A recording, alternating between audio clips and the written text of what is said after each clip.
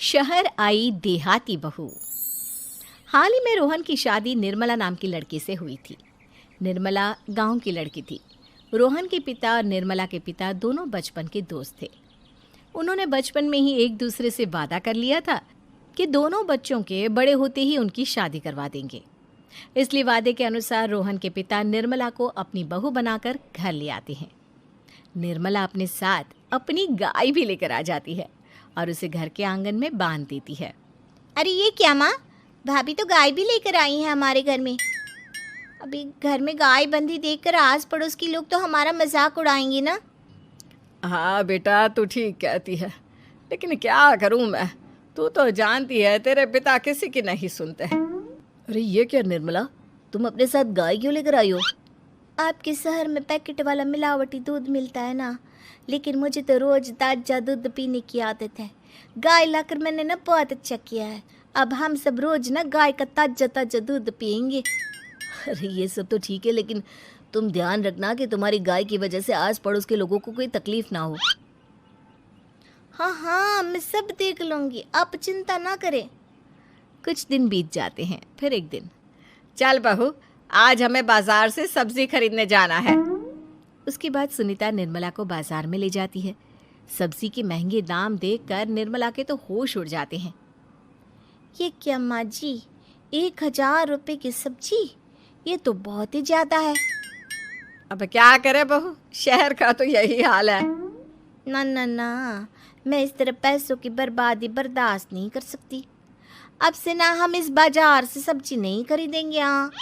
फिर अगले दिन निर्मला घर के आंगन की मिट्टी खोद कर वहाँ तरह तरह की सब्जियाँ लगा देती है। अरे काव्या, तेरी भाभी तो बहुत अजीब है। उसने तेरे पूरे आंगन को खेत बना कर रख दिया। मेरी समझ में नहीं आता तुम लोग इस लड़की को कहाँ से पकड़ कर लाए हो। अरे सब मेरे पिताजी का किया धरा है। सालों पहले अपने दोस्त से किए वादे के चलते उन्होंने उस गवार को हमारे गले बांध दिया। अरे तेरी भाभी सच में एक नंबर की गंवार है। उसे तो ढंग के कपड़े पहनने तक नहीं आते, ऊपर से उसने तेरे घर को गांव का तबेला बनाकर रख दिया है। उन औरतों की बातें सुनकर काव्या को बहुत बुरा लगता है। फिर वो अपने भाई रोहन से इस बात की शिकायत करने लगती है। रोहन निर्मला को समझाने की बहुत कोशिश करता है, लेकिन निर्मला के आगे उसकी एक नहीं चलती। फिर एक दिन रोहन निर्मला को एक शादी में ले जाता है। सभी मेहमान खाना खाने में व्यस्त थे। उधर रोहन भी अपने दोस्तों से गप्पे लड़ाने लगता है। तभी निर्मला तंदूरी चिकन के स्टॉल से ढेर सारे लेग पीस उठाकर अपने पर्स में डालना शुरू कर देती है। घर जाने के बाद इसे फ्रिज में रख दूंगी और कल सुबह मैं चीज़ सिखाऊंगी। फिर खाना खाने के बाद दोनों पति पत्नी वहाँ से जाने लगते हैं, लेकिन तभी दुल्हन का भाई उन्हें रोक लेता है। अरे ये सब क्या है? मैंने यहाँ खाना खाने के लिए सबको बुलाया था, खाना चोरी करने के लिए नहीं। तुमने पर्स में जो चिकन के लेग पीस छुपा रखे ना, चलो बाहर निकालो उन्हें। दुल्हन का भाई फौरन निर्मला से पर्स छीनकर सारे लेग पीस बाहर निकाल लेता है। मैंने इतना खर्चा करके खाने पीने का इंतजाम किया है और तुम हो कि यहाँ से खाना चोरी करके ले जा रही हो। शर्म आनी चाहिए तुम्हें। वहाँ मौजूद सभी लोग निर्मला को भला बुरा कहने लगते हैं। अपनी बेइज्जती होते देख रोहन दुल्हन के भाई से माफ़ी मांगकर निर्मला को घर ले आता है। निर्मला, आज तुमने सबके सामने मेरी नाक कटवा दी। आखिर तुम्हें चिकन के पीस चुराने की ज़रूरत क्या थी? मुझे माफ़ कर दीजिए रोहन जी। दरअसल ना, हमारे गांव में जब भी शादी होती थी तब मैं और मेरी सहेलियाँ इसी तरह शादी से ढेर सारा खाना लेकर आते थे। मुझे नहीं पता था कि मेरी इस गलती से आपकी इतनी बेइज्जती हो जाएगी। मुझे माफ़ कर दीजिए। आज के बाद ऐसी गलती कभी ना करेंगे। इतना कहकर निर्मला रोने लगती है। निर्मला को रोते देख रोहन का दिल पिघल जाता है और वो उसे माफ़ करके गले लगा लेता है। इस तरह कुछ दिन बीत जाते हैं। फिर एक दिन रोहन उदास होकर घर लौटता है। रोहन के कपड़े बुरी तरह फटे हुए थे। अरे बेटा, ये सब क्या है? किसी के साथ मारा पीटी हो गई है क्या? नहीं माँ, आज हमारी ज़िंदगी का सबसे बुरा दिन है। म्यूनसिपालिटी वालों ने हमारी दुकान तोड़ दी। आज से हमारी आमदनी पूरी तरह बंद हो गई। हे भगवान, हमने तो किस्त पर ढेर सारा सामान ले रखा है। अब हम सारे सामान की किस्त कैसे चुकाएंगे? मेरी तो सोचने समझने की शक्ति ही खत्म हो गई। पता नहीं आगे हमें और कितनी मुसीबत झेलनी पड़ेगी। आप सबको ना चिंता करने की ज़रूरत ना है, मैं सब ठीक कर दूंगी। तो कहना क्या चाहती है बहू? हम ना बोल कर नहीं बल्कि करके दिखाएंगे। हाँ। उसके बाद निर्मला अपने पिता को फ़ोन करके गांव से 5 गाय मंगवा लेती है और फिर अगले दिन निर्मला सभी गायों का दूध निकाल कर बड़े बर्तन में भर लेती है। तुम ये सब क्या कर रही हो निर्मला? मेरी तो कुछ समझ में नहीं आ रहा। हम ना इन गायों का दूध बेचने जा रहे हैं, उसके बाद हमारे पैसों की समस्या खत्म हो जाएगी। हे भगवान, बस यही दिन देखना बाकी रह गया था। भाभी दूध वाली बनकर दूध बेचेंगी तो मोहल्ले में इज्जत क्या रहेगी हमारी? सभी लोग हमें तरह तरह के ताने मारेंगे। आप ना ऐसी बेकार की बातें ना करो काव्या जी। जब जेब का पैसा और पेट की रोटी छिन जाती है तो इंसान पहले अपने और अपने परिवार के बारे में सोचता है। और वैसे भी जिस काम से हमारा घर चले उसकी कभी ना बुराई नहीं करनी चाहिए। फिर निर्मला दूध के 2 बड़े बर्तन साइकिल के दोनों तरफ लटकाकर मोहल्ले में घूमने लगती है। दूध ले लो, दूध, गाय का ताजा ताजा दूध ले लो, बिना मिलावट का शुद्ध दूध ले लो। चलो चलो आओ भाई, जल्दी ले लो। तभी निर्मला के पास कुछ औरतें आती हैं। अरे तुम तो सुनीता की बहू हो ना, तुम इस तरह सड़क पर दूध क्यों बेच रही हो? निर्मला उन दोनों औरतों को अपने घर के हालातों के बारे में सब बता देती है।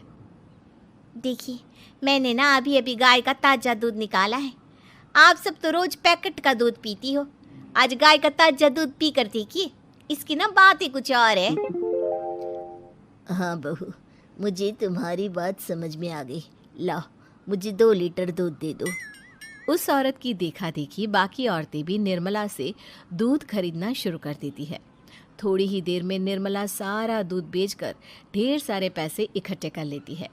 उसके बाद निर्मला घर जाकर सारे पैसे अपनी सास को पकड़ा देती है। अरे बहू, इतने सारे पैसे! सच में तेरा आइडिया तो काम कर गया। अरे माँ जी, आप तो बस देखती जाइए, कुछ ही दिनों में मैं अपने घर की सारी समस्या खत्म कर दूंगी। हाँ।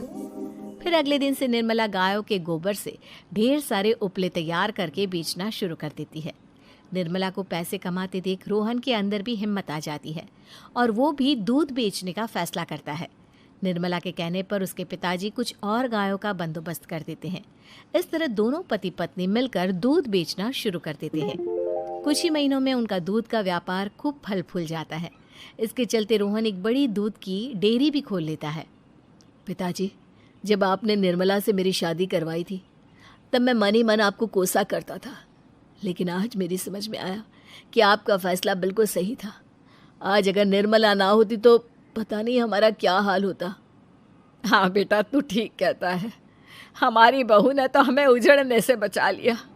भगवान ऐसी बहू सबको दे। इस तरह निर्मला की समझदारी के चलते सब कुछ ठीक हो जाता है और वो सभी हंसी खुशी अपना जीवन जीने लगते हैं। माना लड़का लड़की एक समान होते हैं, लेकिन लड़की को लड़के की तरह पालना पोसना कितना सही है? देखिए जरा। हमारी लड़की तो वो हर काम कर लेती है जो लड़के करते हैं। अच्छा है, अब तंबाकू लेने खुद नहीं जाना पड़ेगा, बहू ही ले आएगी। कैसी बात कर रहे हैं पापा? उन लोगों के कहने का मतलब है कि पढ़ाई लिखाई सब लड़कों के बराबर की है। क्यों आंटी जी? हाँ हाँ बेटा, वही कह रही हैं ये। अरे चुप रहिए, क्या हाँ हाँ कर रहे हैं? साफ बात करिए ना।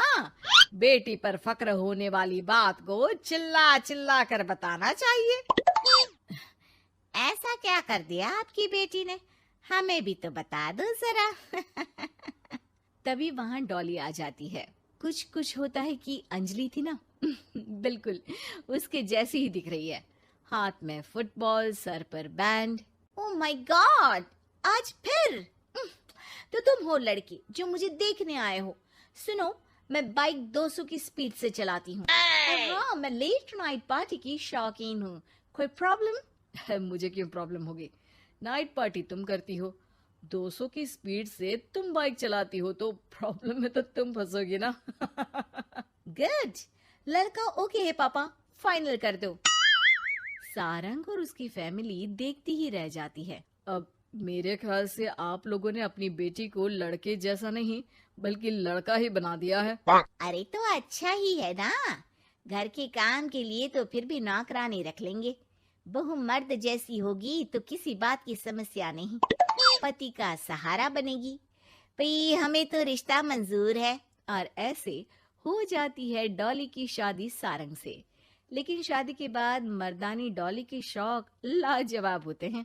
अरे बहू, ये घर का सोफा सेट और गमले फूलदान सब कहाँ गया? माँ जी, वो सारे तो मैंने OLX में बेच दिए। यहाँ मैं अपना जिम लगाऊंगी। और हाँ माँ जी, जरा खाने में ना प्रोटीन की मात्रा ज्यादा रखना। शादी के माहौल में डाइट एकदम खराब हो रखी है। अरे डॉली, घर को घर की तरह रहने दो। जिम का शौक है तो बाहर जाओ ना, घर को क्यों बर्बाद कर रही हो? बर्बाद? अरे कोरोना में हाल बुरा है, बाहर जाऊं घर ले आऊं वायरस। भाई मेरा तो ठीक है, माँ बाप तुम्हारे हैं, एक तो बुजुर्ग, ऊपर से डायबिटीज के मरीज, बाकी जैसा तुम बोलो। अरे नहीं नहीं, ठीक है बेटा, सामान की बर्बादी ही बहुत है, जान की बर्बादी नहीं कर सकते। अरे करोगी क्या बॉडी बनाकर? क्या बात कर रहे हो? लड़की को सेल्फ डिफेंस की जरूरत पड़ती है, कल को किसी ने छेड़ दिया तो? अरे मरना है क्या किसी को तुम्हें छेड़कर? वैसे भी कोई लड़की वाली बात तो है नहीं तुम में। जाओ जरा चाय बनाकर लाओ, देखे किचन में क्या आता है तुम्हें। अरे रहने दो ना माँ, क्यों बेचारी को परेशान कर रही हो? शादी के वक्त तो बड़ा बोल रही थी कि नौकरानी रख लेंगे। अरे कोई बात नहीं, लाती हूँ मैं चाय बनाकर। चलिए बोलिए, कौन कौन पिएगा? अब शाम का वक्त है, जाहिर है सारे ही पियेंगे। चलो मैं भी मदद करता हूँ। बस करो यार, अभी आई मैं। डॉली किचन में जाती है और चाय के साथ पकोड़े बनाकर भी ले आती है।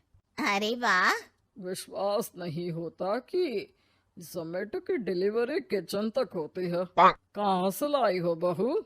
एक तो वो बनाकर लाई है, फिर मजाक। वैसे डॉली, ये पकोड़े बनाने आते हैं तुम्हें? ये तो पता नहीं था मुझे। सिर्फ बनाने ही नहीं, सबसे अच्छे पकोड़े। भाई ऐसे पकोड़े तो मैंने अब तक ना खाए थे। वो खाना बनाने का शौक है मुझे। क्या बात कर रही हो? कब सीखा? वो जब मेरी जॉब बैंगलोर में लगी थी ना, तो मैं अकेली रह रही थी, तभी सीख लिया। वैसे शाम को किस देश का खाना खाना है बता देना, मैं वक्त से बना दूंगी। डॉली बाहर निकलती है और बाइक चलाकर तेजी से निकल जाती है कि तभी पड़ोसन आ जाती है। अरे सारंग की माँ, क्या बहू लाई हो, न शर्माना न घूंघट। अरे बाइक पर तो ऐसे जाती है जैसे धूम फिल्म का हीरो हो। अरे आंटी आइए ना, कैसी हैं आप? अरे कमला बहन, वही मैं सोचूं, घर में नई बहू आई और तू तीली लगाने नहीं आई। तीली? अरे तीली कैसे सारंग की माँ? अरे बहू तो घर पर अच्छी लगती है, वो भी घूंघट में। सास बैठी रहे और वो खाना खिलाए। अरे बहन जी, वैसे आपकी बहू के बारे में भी बहुत चर्चा है। सुना है घूंघट के अंदर से ही गालियां निकालती है। अरे ऐसा घूंघट भी किस काम का? और नहीं तो क्या, बहू आंखों की शर्म लेकर आए तो अच्छा लगता है। आंटी, हमें डॉली जैसी है वैसी ही पसंद है। आपको पता है, कल ही उसे कंपनी में बेस्ट एम्प्लॉय का अवार्ड भी मिला है। मतलब काम भी करती है क्या वो? नौकरी करवा रहे हो? ऐसी भी क्या पैसों की कमी भाई? पढ़ी लिखी लड़की काम करना चाहती है तो क्यों ना करे? हम लोगों को क्यों ऐतराज होने लगा? माता पिता पढ़ाते लिखाते हैं नौकरी करने के लिए ना कि घर के बर्तन झाड़ू के लिए कि मैं उसे घर बिठा लूं। पड़ोसन समझ जाती है कि यहाँ उसकी दाल नहीं गलेगी। शाम को डॉली घर आती है तो उसके साथ एक लड़की होती है। अरे डॉली, कौन है ये बेटा और इसे इतनी चोट क्यों लगी है? मेरी ऑफिस में है माँ, 2 दिनों से ऑफिस नहीं आ रही थी तो मैं ही इसके घर चली गई लौटते लौटते। लेकिन हाँ, लेकिन क्या बेटा? आंटी जी, मेरी शादी के बाद से ही सास ने मुझे मारना पीटना शुरू कर दिया था। हाँ तो घर छोड़ देती, मायके चली जाती। अरे पति से शिकायत करती, सास को समझाती, मार खाकर रोना तो सल्यूशन नहीं है ना।